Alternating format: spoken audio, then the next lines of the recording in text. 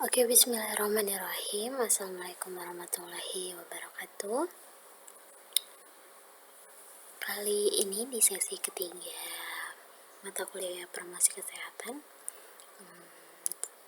Ibu akan membahas tentang konsep pendidikan kesehatan masyarakat. Ya, sebelum kita masuk ke materi, Ibu akan back sedikit ke review materi sebelumnya di sesi 2. Sebentar. Masih ingat yang ini ya. Jadi, pendidikan kesehatan masyarakat itu ada di mana? Ada di sini nih. Pendidikan kesehatan masyarakat, untuk lebih memudahkan lagi, nanti berikutnya Ibu akan singkat jadi PENKES atau PKM. Ini merupakan salah satu strategi intervensi yang bisa dilakukan promosi kesehatan yang berdasar pada berlangsung merubah perilaku masyarakat. Ya, masih ingat ya, jadi intervensi promosi kesehatan itu bisa langsung menyasar ke perilakunya atau ke non perilakunya nanti pun akan mempengaruhi perilaku. Nah, yang perilaku ini salah satunya adalah pendidikan kesehatan masyarakat. Nah, jadi ini adalah suatu intervensi yang melibatkan suatu kesadaran penuh dalam perubahan masyarakat menggunakan pendekatan pendidikan kesehatan masyarakat. Oke, kita balik lagi ke slide. Nah, jadi apa sih pendidikan kesehatan masyarakat? Kata utamanya pendidikan. Jadi kita harus tahu dulu konsep pendidikan sendiri itu apa. Jadi pendidikan itu adalah upaya yang direncanakan untuk mempengaruhi orang lain. Jadi adalah suatu kegiatan mempengaruhi baik individu, kelompok, ataupun masyarakat. Nah, lalu apa kalau jika dihimbuhin dengan kalimat kesehatan masyarakat, maka menjadi pendidikan kesehatan masyarakat. Ini adalah suatu upaya yang direncanakan untuk mempengaruhi orang lain, baik individu, kelompok, ataupun masyarakat dalam hal kesehatan. Nah, mempengaruhinya itu apa? Bertujuan untuk perubahan perilaku kesehatan.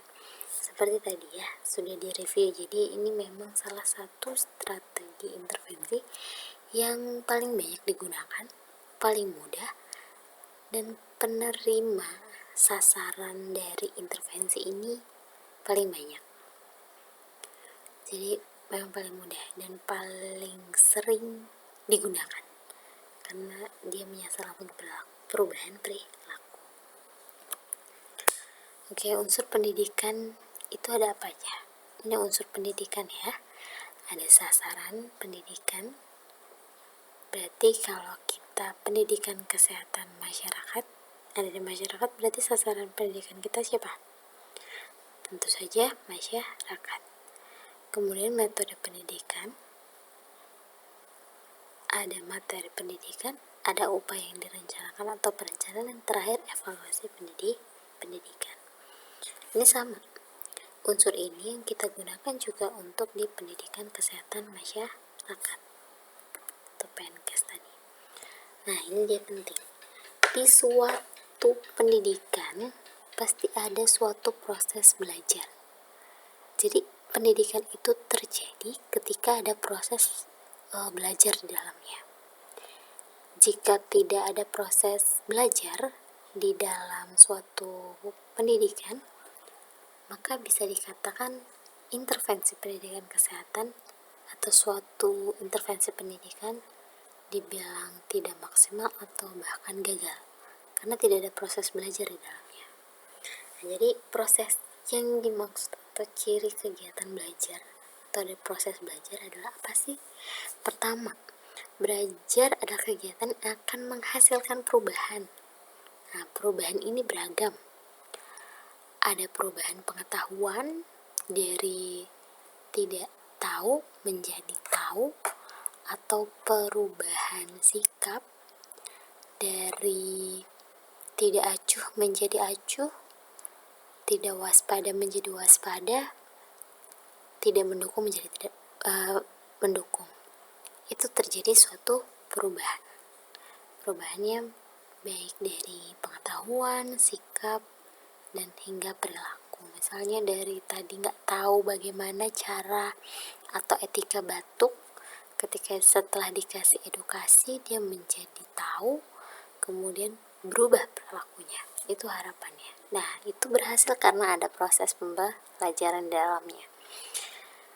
Nah, perubahan yang didapat dari proses belajar ini, perubahan yang dimaksud ini didapat karena adanya kemampuan baru. Nah, kemampuan baru itu kita sebut tadi ada pengetahuan baru, sikap baru, belief baru, keterampilan baru, yang akhirnya menghasilkan suatu perubahan. Nah, karena ini adalah suatu proses pendidikan, maka perubahannya terjadi karena usaha dan disadari, menggunakan kesadaran penuh dari sasaran. Sasarannya sadar penuh dia berubah. Begitu. Makanya pendidikan kesehatan masyarakat ini dikelompokkan pada intervensi yang berubah langsung ke perilaku dan menggunakan kesadaran penuh dalam perubahannya. Oke, kita next ya. Nah, jadi ini adalah faktor-faktor yang dapat mempengaruhi keberhasilan kita dalam melakukan PNKS atau PKM ini. Pertama, subjek belajar, yaitu sasaran. Kalau kita berarti masyarakat, baik itu individu, kelompok, atau masyarakat secara luas. Kedua, materi. Materi ini jika di PNKS adalah pesan-pesan kesehatannya. Bagaimana cara menyampaikannya, bagaimana komposisinya, bagaimana bahasanya, bagaimana persuasifnya. Ketiga adalah metodenya. Metodenya ini macam-macam. Ada metode yang lebih fokus pada perubahan pengetahuan, lebih fokus pada perubahan keterampilan, lebih fokus pada perubahan sikap, atau yang cocok untuk individu, kelompok, dan masyarakat. Nah, ini juga mempengaruhi. Kemudian ada penggunaan media atau alat bantu, dan terakhir lingkungan tentunya. Lingkungan ketika saat kita melakukan pendidikan kesehatan itu, atau pada saat pendidikan kesehatan berlangsung, atau juga lingkungan di mana tempat dia tinggal, di mana tempat dia bekerja, di mana dia tempat beraktivitas, di mana lingkungan tersebut digunakan masyarakat untuk mengaplikasikan ilmu yang didapat dari pendidikan kesehatan. Nah, itu semua akan mempengaruhi keberhasilan dari pendidikan kesehatan masyarakat, akan mempengaruhi seberapa besar perubahan yang dapat diberikan. Nah, jadi outputnya apa sih? Nah, outputnya ada, pertama adalah perubahan perilaku. Kita berharap dengan adanya intervensi promosi kesehatan, salah satunya pendidikan kesehatan, maka diharapkan adanya perubahan perilaku. Nah, kalau domain perilaku kan ada 3. Ada pengetahuan, sikap, dan afektif atau keterampilan, psikomotor atau keterampilan. Jadi itu merupakan juga output dari perubahan perilaku yang pertama. Kemudian ketika kita telah berhasil merubah, pendidikan kesehatan naik level nih outputnya, yaitu membina bagaimana suatu perilaku yang sudah berubah dapat menjadi tetap, menjadi permanen, menjadi perilaku yang otomatis atau perilaku yang sesungguh-sungguhnya. Dan terakhir adalah mengembangkan perilaku. Bagaimana dia bisa mengembangkan perilaku yang sudah ia boleh. Oke, contoh, misalnya kita mau mengedukasi masyarakat tentang pentingnya aktivitas fisik. Nah, pertama yang kita harapkan adalah perubahan perilakunya kan. Masyarakat dapat meningkat perilaku aktivitas fisiknya. Kemudian setelah sudah berubah perilaku aktivitas fisiknya, kita harapkan ada dia menetap perilakunya. Tidak hanya setelah diedukasi, namun itu menjadi pola perilaku yang diterapkan sehari-hari dengan penuh kesadaran. Jadi menjadi perilaku yang sudah permanen. Nah, kalau yang ketiga, pengembangan, itu berarti dia dapat mengembangkan perilakunya sendiri. Misalnya kita mau edukasi pertama untuk aktivitas fisik, ya kan? Bagaimana pengembangan perilakunya? Oh, kalau untuk menunjang aktivitas fisik itu ternyata harus memiliki asupan gizi yang baik, harus memiliki waktu istirahat yang baik, harus memiliki kontrol emosi yang baik untuk menjaga kesehatan tubuh. Nah, yang lain-lainnya di luar aktivitas fisik itu merupakan pengembangan perilaku yang dilakukan oleh masyarakat itu sendiri. Nah, jadi output dari pendidikan kesehatan masyarakat yang kita harapkan adalah 3 ini. Next. Berikutnya adalah ruang lingkup promosi kesehatan. Nah, pendidikan sebelum saya ngomongin ruang lingkup pendidikan kesehatan, kita harus sadari dulu pendidikan kesehatan merupakan bagian atau salah satu strategi intervensi Promkes. Maka apa yang menjadi ruang lingkup promosi kesehatan itu pun menjadi ruang lingkup pendidikan kesehatan.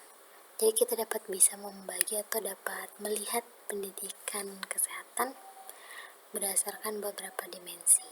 Pertama, dimensi sasaran, kedua, dimensi tatanan atau setting, ketiga, dimensi tingkat pelayanan kesehatan, dan tingkat pencegahan. Ya. Oke, next ya. Yang pertama dulu. Oh, ini salah nih. Harusnya 1 ya. Maaf. 1 yaitu dimensi sasaran. Nah, ya. Dimensi sasaran ini bisa berupa individu, kelompok, maupun masyarakat. Kita edit dulu ya, nggak enak nih. Nah, 1, kemudian ini bukan sasaran, ini masyarakat. Nah,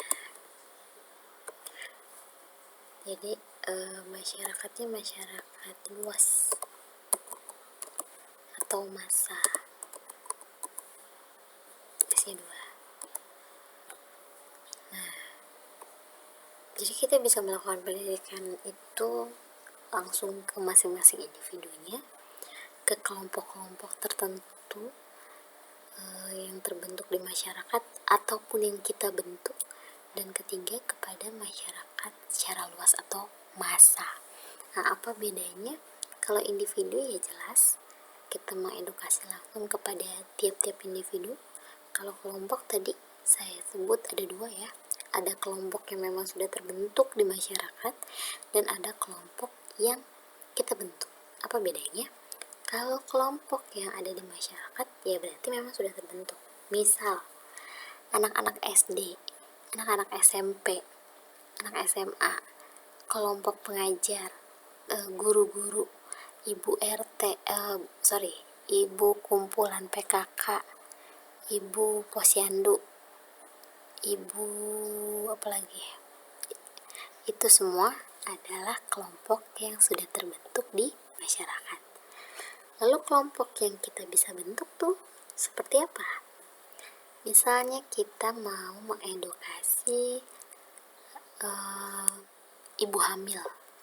Nah, ibu hamil kan memang ke posyandu, tapi dia belum terbentuk di kelompok ibu hamil. Kita bentuk kelompok ibu hamil desa X. Atau lansia belum ada perkumpulannya atau kelompok di suatu daerah atau di suatu tempat. Kita bikin kelompok lansia sehat RW 018 misalnya. Nah, itu adalah kita yang buat. Kalau masyarakat luas, dia akan lebih homogen lagi. Homogen. Kalau masyarakat luas, dia itu lebih heterogen. Jadi, lebih beragam lagi. Ada yang anak campuran, anak-anak, orang dewasa, pekerja, pelajar, semua gabung karena masa dia heterogen. Tidak sehomogen di kelompok atau yang di nomor 2. Nah, itu akan berbeda metodenya, akan berbeda media atau alat peraga yang bisa kita gunakan, dan akan berbeda juga bagaimana cara penyampaiannya. Itu yang berbeda antara 1, 2, dan 3. Next, ini akan kita bahas di pertemuan berikutnya. Yang kedua adalah dimensi tatanan atau setting. Pertama, tatanan itu bukan berarti selalu tempat ya. Tatanan atau setting ini adalah suatu sistem yang ada di lokus-lokus tertentu. Jadi bisa saja suatu tempat memiliki beberapa tatanan atau beberapa setting. Oke, kita bahas dulu ya. Dimensi tatanan itu ada 1, tempat pendidikan, 2, tempat kerja, 3, tempat-tempat umum, 4, institusi layanan kesehatan, 5, yaitu masyarakat atau komunitas. Nah, tadi Ibu bilang pertama di depan, tatanan itu bukan berarti tempat. Makanya di sini Ibu jelaskan bukan dimensi tempat, tapi dimensi tatanan atau setting. Jadi di suatu tempat itu bisa memiliki beberapa tatanan. Contohnya, rumah sakit. Rumah sakit itu memiliki minimal 2 tatanan. Yang pertama, tatanan pelayanan kesehatan. Yang kedua adalah layanan tempat kerja. Tatanan tempat kerja. Jadi situ ada pemberian settingan atau lokus atau sistem yang memberikan pelayanan kesehatan, tetapi juga ada tatanan lainnya yaitu sebagai tempat kerja. Di situ ada para pekerja, ada tugas, ada regulasi, ada peraturan untuk para pekerjanya. Apalagi contohnya? Contohnya kampus. Kampus itu sebagai tempat pendidikan, tetapi juga sebagai tempat kerja. Tempat pendidikan bagi dosen dan mahasiswanya, sebagai tempat kerja itu adalah untuk dosen dan karyawannya, juga para OB-OB Sapam yang ada di lingkungan kampus. Nah, pendidikan kesehatan pun akan berbeda karena masing-masing tatanan memiliki ciri khas, sistem, kelebihan, kekurangan masing-masing bisa kita gunakan untuk memberikan pendidikan kesehatan itu. Jadi pertama yang pasti membedakan adalah sasarannya, 2 kebutuhannya, 3 penerapannya dari sistem masing-masing tatanan. Itu akan mempengaruhi kita dalam melakukan edukasi. Jadi akan berbeda nanti materinya, metodenya, dan juga media atau alat peraga yang dapat kita gunakan. Kemudian dimensi ketiga adalah aspek pelayanan kesehatan. Di sini Ibu bagi lagi jadi 2, yaitu sifat pelayanan dan tingkat pencegahan menurut level and kelak. Jadi kita bahas dulu yang pertama, sifat pelayanan. Tadi balik dulu, sifat pelayanan ini bisa dibagi menjadi tingkat promotif, preventif, kuratif, dan rehabilitatif. Walaupun sifat pelayanan yang berbeda, kita menggunakan tools Promkes. Jadi Promkes pada tingkat promotif, Promkes pada tingkat preventif, promukes pada tingkat kuratif, promukes pada tingkat rehabilitatif. Nah, kalau yang ini kayaknya sudah nih di dasar promukes, ya kan? Ada 5 level pencegahan menurut level NCLAC. Nah, kalau ada lagi 3 level pencegahan, yaitu primer, sekunder, tersier, ya kan? Nah, ini semua nih merupakan tingkat pencegahan. Oke, next kita bahas yang sifat pelayanan dulu ya. Sifat pelayanan pertama yaitu promukes tingkat promotif. Jadi kita melakukan promukes dengan sifat promotif atau pada tingkat promotif.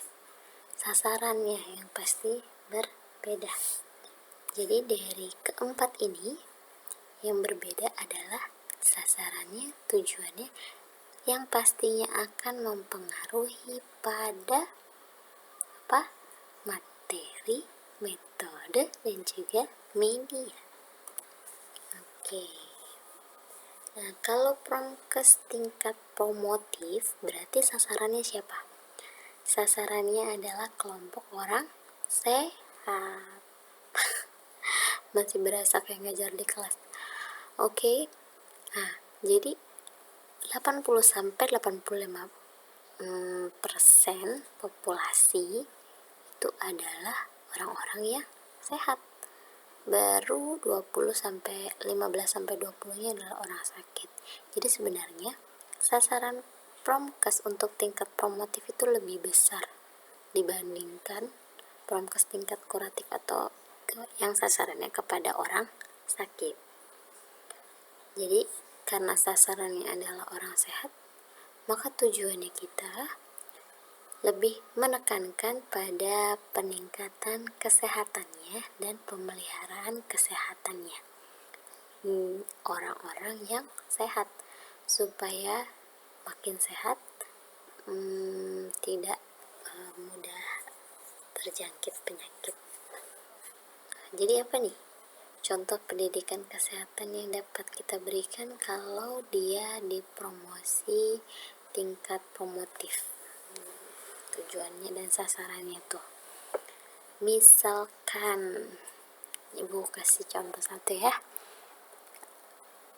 kita melakukan promosi tingkat promotif yang ditujukan pada orang sehat untuk meningkatkan kesehatannya. Salah satu contoh pendidikan kesehatannya, kita dapat memberikan edukasi atau pendidikan tentang aktivitas fisik atau tentang kebugaran, supaya mereka orang-orang yang sehat akan bertambah bugar. Jadi ada sehat, ada bugar. Jadi sehat saja kurang, masih belum cukup, harus ditambah dengan bugar agar dia makin sehat. Nah, itu salah satu contoh pendidikan kesehatan yang kita bisa berikan di tingkat ini. Oke, di tingkat kedua ada promosi tingkat preventif. Nah, ini setingkat nih atau mirip-mirip sama primary prevention. Sasarannya siapa? Ada 2. Sasarannya masih tetap orang sehat dan ada kelompok khususnya, yaitu kelompok high risk atau tinggi resiko terhadap kesakitan maupun terhadap kematian. Di sini diberi contoh ada bumil, bayi, obesitas, dan PSK. PSK pekerja seks komersial. Nah, jadi kalau di tingkat ini tujuan kita adalah untuk mencegah kelompok tersebut agar tidak jatuh sakit.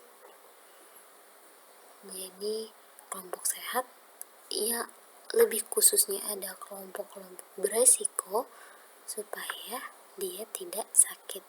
Jadi bumil, bayi itu adalah orang yang sehat, tapi dia memiliki resiko tinggi untuk terjadi kesakitan atau kematian. Obesitas sih sebenarnya nggak sehat ya, sudah termasuk nggak sehat, tapi dia masuk ke golongan tinggi resiko. Tinggi resiko apa? tinggi resiko penyakit-penyakit degeneratif seperti PJK, hipertensi, dan teman-temannya. PSK juga, dia orang sehat tapi dia memiliki resiko tinggi mengalami kesakitan atau bahkan sampai kematian. Makanya mereka menjadi kelompok high risk atau tinggi resiko. Nah, contohnya apa ya yang bisa kita berikan? Kalau untuk kelompok beresiko, kita bisa kasih pendidikan kesehatannya sesuai dengan tingkat resikonya atau resiko yang bisa dia berikan. Nah, bagaimana cara mencegahnya agar dia tidak mengalami resiko tersebut, tidak mengalami kesakitan atau kematian? Nah, bagaimana langkah-langkahnya atau apa saja yang bisa mereka lakukan? Contohnya ibu hamil nih. Ibu hamil itu kan dia memiliki resiko tinggi apa? Resiko tinggi misalnya banyak ya, kalau ibu hamil tuh ada preeklamsi, eklamsi, gizi buruk, bayi tidak berkembang. Kita ambil satu ya, misalnya gizi buruk. Nah, supaya ibu hamil tidak mengalami gizi buruk, kita bisa melakukan edukasi pada tingkat preventifnya, mengajak ibu hamil atau mengedukasi ibu hamil supaya memenuhi asupan-asupan gizi yang mereka butuhkan selama hamil. Jadi yang makanan tinggi protein, tinggi asam folat, tinggi gizi, tidak hanya memenuhi kebutuhan kenyangnya saja atau tidak hanya mengejar karbohidratnya saja. Selain itu juga bisa kita edukasi, misalnya kalau ibu hamil itu gemuk tidak menjadi masalah, justru bagus.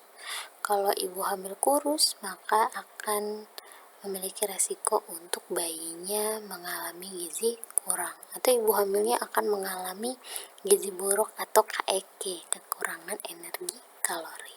Nah, seperti itu contohnya yang bisa kita berikan pada tingkat preventif. Next ya.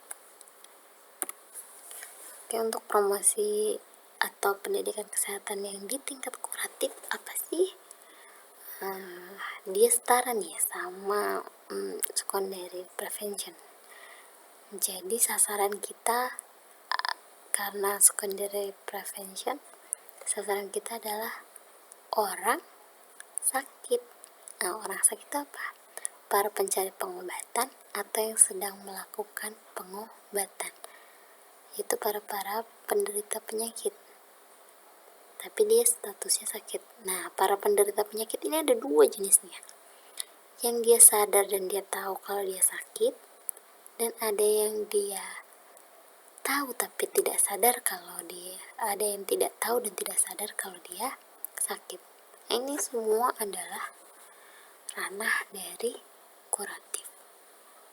Jadi tujuannya kalau di tingkat kuratif itu untuk mencegah penularan penyakit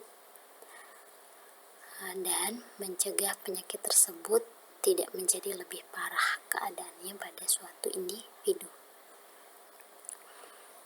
Jadi kita contohnya adalah yang paling gampang nih, karena kita lagi sedang dilanda wabah COVID. Edukasi tentang COVID tingkat kuratif ini kita bisa berikan untuk orang-orang sakit, bagaimana dia bisa mencegah penularan penyakit COVID ini. Contohnya dengan mengisolasi diri, penggunaan masker, berjarak dengan orang lain, dan mencari pelayanan pengobatan. Jadi kalau diingat-ingat lagi mata kuliah Despromkes kemarin, ada perilaku sehat dan perilaku sakit. Jadi di tingkat kuratif ini kita juga mendorong masyarakat yang sakit untuk melakukan perilaku sakitnya, yaitu perilaku mencari pengobatan, perilaku menuntaskan pengobatan atau menyelesaikan pengobatan. mengikuti segala anjuran dokter dan mengikuti segala treatment pengobatan, supaya untuk mencegah penyakit tersebut lebih parah dan mengurangi penularan. Yang terakhir adalah promkes tingkat rehabilitatif. Nah, rehabilitatif atau yang disebut kita adalah recovery. Maka sasaran kita adalah para penderita yang baru saja sembuh dari suatu penyakit. Tujuannya apa? Agar mereka segera pulih kesehatannya dan atau mengurangi kecacatan seminimal mungkin yang mungkin terjadi pada suatu individu. Ini setara sama tertiary prevention. Jadi apa ya kira-kira pendidikan kesehatan yang bisa kita berikan? Apa? Contohnya pada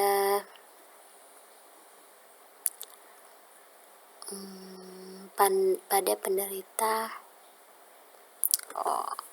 enaknya yang COVID ya, emang lagi para penderita COVID yang baru sembuh. Nah, bagaimana mereka merecovery dirinya dari penyakit tersebut supaya harapannya segera sehat dan bugar kembali dan tidak reinfeksi. Nah, kita bisa mengedukasi mereka dengan mereka meningkatkan kesehatannya dengan cara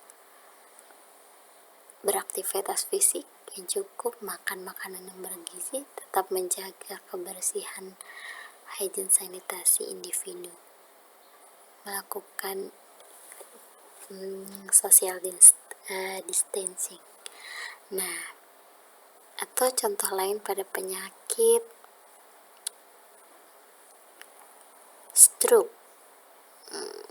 Jadi apa recovery-nya? Kalau pendidikan kesehatan promkes di tingkat rehabilitatif untuk orang stroke supaya dia kembali pulih kesehatannya dan mengurangi kecacatan seminimal mungkin. Karena kalau orang stroke biasanya akan ada bagian yang jika stroke-nya parah dan berlanjut terus, maka ada bagian-bagian yang akan menjadi lumpuh atau tidak berfungsi, ya kan? Bagaimana untuk mencegah itu? Kita bisa mengedukasi mereka untuk melatih, ada tentu kalau ini didampingi terapisnya, bagaimana mengembalikan fungsi-fungsi organ tubuhnya, kemudian mengatur ulang pola makannya supaya menghindari faktor resiko penyakit stroke yang lebih parah. Oke, semoga paham. Yang terakhir adalah tingkat pencegahan ya, level and clock.